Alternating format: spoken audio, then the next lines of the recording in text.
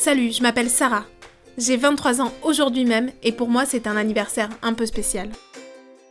La voix m'a prêté sa voix et Mayada son coup de crayon.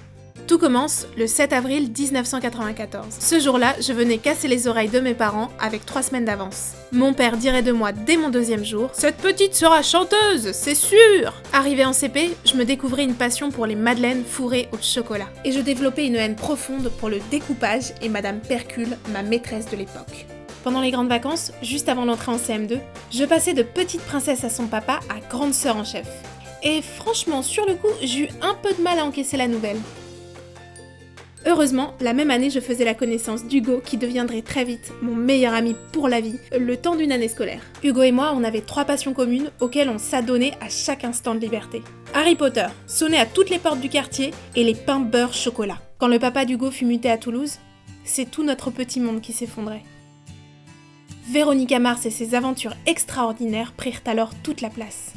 Posters, mugs, t-shirts, livres, soirées spéciales, rien ne fut épargné à mes parents.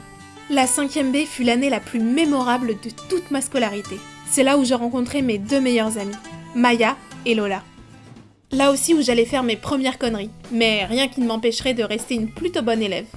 L'entrée au lycée fut accompagnée de l'immense joie du retour d'Hugo dans ma vie. Après le divorce de ses parents, il était revenu vivre dans la région avec sa mère. Au début, il y avait comme un malaise entre lui et moi. Nous étions les mêmes et pourtant différents. Mais rapidement, on retrouvait la complicité qui ne nous avait jamais vraiment quittés. Avec un petit quelque chose en plus d'indéfinissable. À une soirée organisée par Maya, Hugo sut définir ce petit quelque chose. Nous nous aimions. La suite, c'est comme un tunnel jusqu'à ce jour, peu avant l'entrée en première. J'avais beaucoup réfléchi pendant les vacances. Je voulais que ma première fois se passe avec Hugo, je savais que pour lui aussi ce serait la première fois, et j'étais prête. On avait un rituel. Le vendredi après-midi, après les cours, on rentrait ensemble chez lui pour regarder des séries, puis vers 20h, ma mère passait me chercher. Ce vendredi-là, devant un épisode de Pretty Little Liars, j'ouvrais mon cœur à Hugo. Aucun de nous deux n'était vraiment à l'aise, mais je ne sais par quel miracle...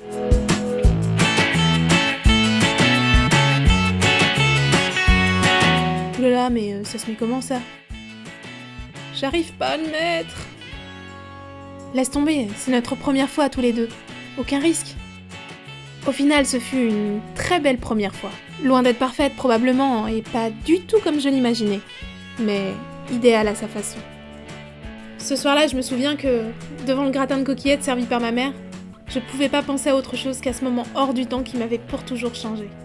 Les fois suivantes apprirent à Hugo comment mettre un préservatif dans le feu de l'action, et m'apprirent à moi qu'avec le temps et la pratique, ce que je trouvais super pouvait devenir encore meilleur.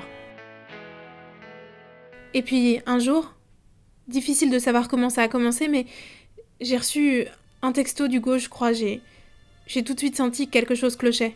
En arrivant chez lui, il m'attendait sur le canapé avec sa mère. Il avait les yeux rouges comme s'il avait beaucoup pleuré, mais il pleurait plus. La suite est floue comme dans un rêve stupide. Il me demande de le pardonner, j'ai la tête qui tourne. J'essaie de comprendre, mais mon cœur s'est serré, j'ai peur qu'il me quitte et j'entends mal.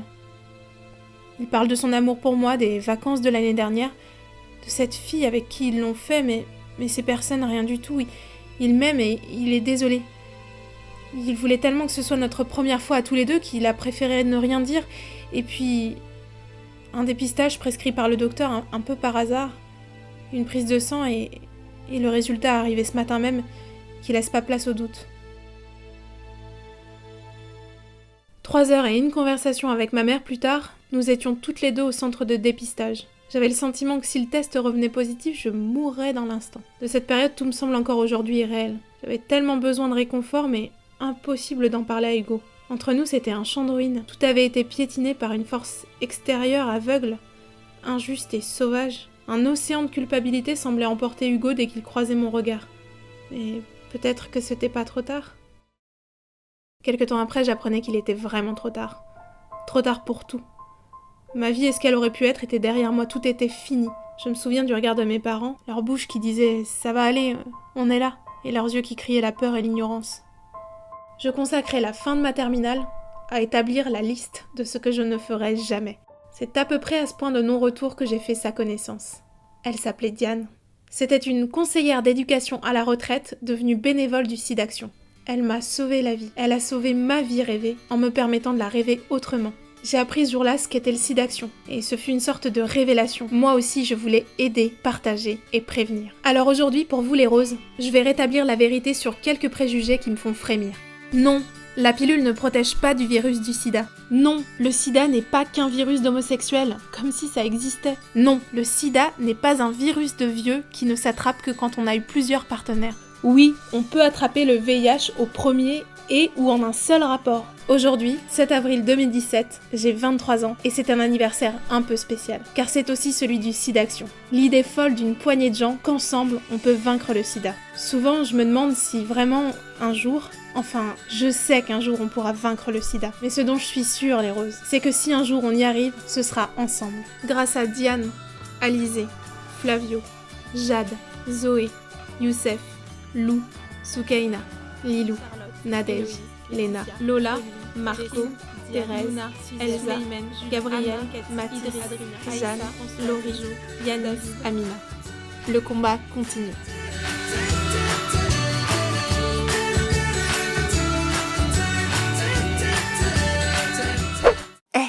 N'hésite pas à t'abonner pour ne rien manquer de nos aventures. Et pour plein d'articles au top, rendez-vous sur rosecarpet.fr, juste là. Si j'étais toi, je me ferais bien une dernière petite vidéo pour la route. Bisous.